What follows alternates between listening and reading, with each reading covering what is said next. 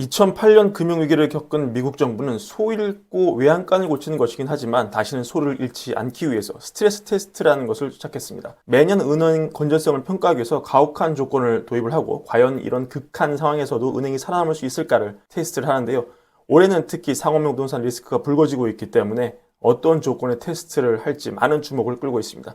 올해는 이렇게 테스트를 하겠다. 연준의 테스트 방법이 나왔습니다. 일단 연준이 가정한 최악의 시나리오는 이겁니다. 실업률이 최대 10%까지 오를 수 있다. 지금이 최 4%가 안 되는 굉장히 낮은 실업률이기 때문에 엄청난 폭등을 할 수 있다고 가정을 하는 것이죠. 그리고 지금 상업용 부동산 대출 손실 여러 은행이 고생하고 있는데 이 내용도 반영이 되어 있습니다. 상업용 부동산 가격이 40%까지 폭락하는 사태를 가정을 하고 있습니다. 그리고 주택 가격도 최대 36%까지 낮아질 수 있다. 여기까지는 지난해 했던 내용이랑 비슷비슷합니다. 근데 올해는 좀 더 넣었어요. 뭘 넣었냐? 소위 탐색적 분석이라는 거를 넣었습니다. 탐색적 분석. 이 탐색적 분석이라는 거는 데이터를 체계적으로 조사하고 분석을 해가지고 어떤 특성과 패턴을 발견할 때 사용하는 통계적 방법론을 말하는데요. 그럼 어떤 데이터를 넣을 거냐? 크게 네 가지입니다. 일단 첫 번째, 인플레이션이 다시 치솟으면서 금리가 다시 올라가는 이런 상황을 가정하고 여기서 경기 침체가 오면서 대형은행들 예금이 어떻게 움직이는 것이냐. 두 번째, 인플레가 계속 올라가고 금리가 또 오르고 이로 인해서 글로벌 전역에서 심각한 경기 침체가 오는 상황. 이럴 때 과연 대형은행 포트폴리오가 어떻게 될 것이냐.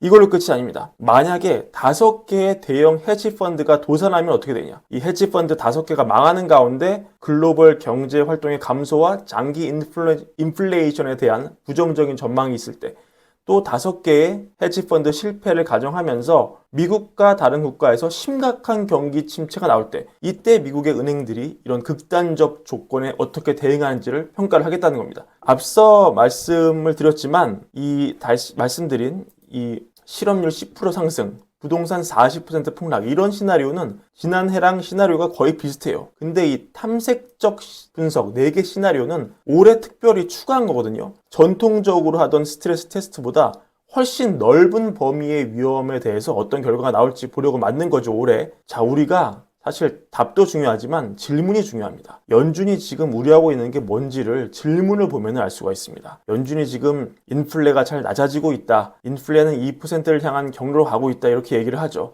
물론 우려는 남아있지만 인플레의 대폭 상승 같은 거는 발언 리스트에 없습니다. 이것은 우리가 두 가지 관점을 해석을 해야 되는데요. 첫 번째, 진짜 내려가고 있으니까 내려간다고 말을 하는 겁니다. PC를 보면은 2%대로 진입을 했고 CPI 경우만 봐도 후행지표인 주거비를 제외하면 그렇게 나쁜 상황이 아니다.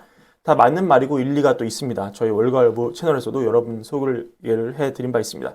숨겨진 이유가 하나 더 있는데요. 장기 기대 인플레를 낮추기 위해서는 지금이 이렇게 말을 해야 되는 시점인 겁니다. 지금 인플레가 올라갈 수 있다고 경고하는 것. 이것은 연준 입장에서 그렇게 얘기할 수 있는 상황이기도 하지만 지금 상황에서는 도움이 안 된다는 거예요. 득보다는 실이 크다는 거죠.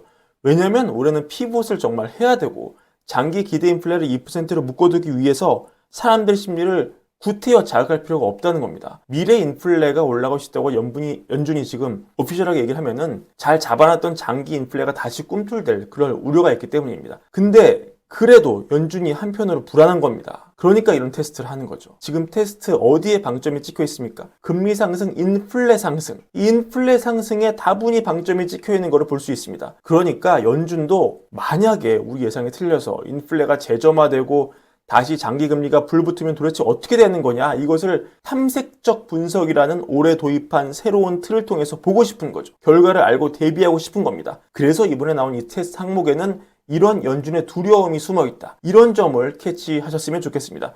자, 이 결과는 6월에 나올 예정인데요. 그렇다면 이 결과가 잘 나온다고 우리가 100% 안심할 수 있느냐? 문제는 또 그게 아닙니다. 왜냐면 이 리스트 제가 몇 개만 들고 왔는데 보면 아시겠지만 금융사들이 거의 다 우리가 들어본 것이에요. 골드만삭스, HSBC, JP모건, 모건 스탠리 이 32개를 타겟으로 하는데 다 대형은행입니다. 왜냐면 1,000억 달러 이상 되는 금융사를 타겟으로 잡았기 때문이죠. 근데 이 대형사 말고 데이터 보시면 아시겠지만 사실은 상업용 부동산 물려있는 금융사는 소형은행이 압도적으로 많습니다. 자산 100억 달러도 안 되는 그런 금융사에 얼마나 많은 대출이 몰려있는지를 알 수가 있죠. 그러니까 만약에 이번에 하는 스트레스 테스트 결과가 좋게 나왔다. 어떤 경로로 예측해봐도 미국 은행이 건강하고 건전할 것 같다. 그럼 우리는 대형 금융위기가 올 위험에 대해서는 접어도 될 것 같습니다. 하지만 그렇다고 상업용 부동산 위기가 끝나냐? 그거는 아니다. 왜냐? 스트레스 테스트에 안 들어가는 소형은행이 주로 익스포저를, 상업용 부동산 익스포저를 갖고 있기 때문입니다. 이런 점 여러분 함께 알아두시고 향후 미국 경기 예측하시면 좋을 것 같습니다. 블룸버그 기사 좀 더 소개해드리면 자산 규모가 100억 달러에서 1000억 달러 사이에 있는 22개 은행이 자본금 3배에 달하는 상업용 부동산 대출을 보유하고 있는데 이들 절반은 규제당국 권장 임계치를 초과를 했고 이 수치는 자산 규모 100억 달러 미만인 은행 사이에서 훨씬 더 높았다. 47개 은행이 대형 포트폴리오를 보유하고 있고 그중 13개 은행은 대출 성장이 급격히 팽창을 했다.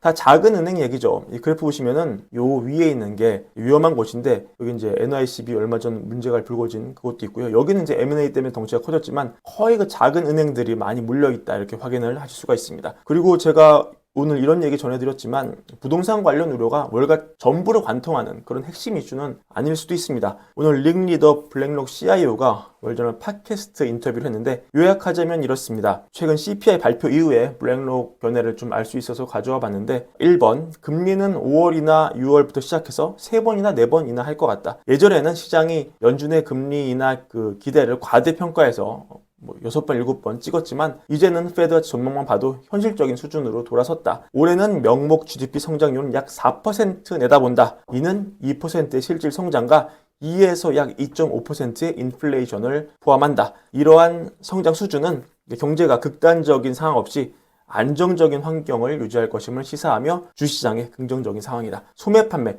마치 오늘 소매 판매 데이터가 좀 안 좋게 나오긴 했죠. 하지만 링리더가 봤을 때는 전반적으로 소매 판매와 고용 성장은 강세를 유지할 것 같다. 저소득층에서 높은 금리에 영향을 좀 많이 받고 있지만 충분한 회복력이 있을 것 같다. 다만 지정학적 분쟁이 좀 우려가 되고 장기적으로는 미국 국가 부채 규모가 지속 불가능하게 커지는 것. 이게 장기 리스크다. 이 정도로 정리해 드릴 수 있습니다.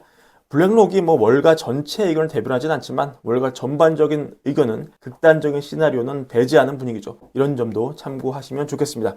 자, 오늘은 아마 브랜베어가 아니다 또 베어앤 베어다 이런 댓글이 많이 달릴 것 같은데 저번 영상에는 또 불에 치우쳤다. 어떤 영상은 베어 방송이다. 저도 저의 정체성에 가끔 의심됩니다. 여튼 브랜베어는 불 얘기도 베어 얘기도 하는 그런 방송이라는 거 염두에 두시고 저도 미래를 알면 제가 포지션을 잡고 하고 싶죠. 하지만 제가 정말 모르기 때문에 이 얘기도 저 얘기도 드리는 겁니다. 그래서 판단은 늘 여러분께 맡긴다는 점 알아주셨으면 좋겠습니다. 오늘도 시청해주셔서 감사드리고 구독과 좋아요, 텔레그램 가입, 월가여부 사랑, 한결같은 마음으로 부탁드립니다. 감사합니다.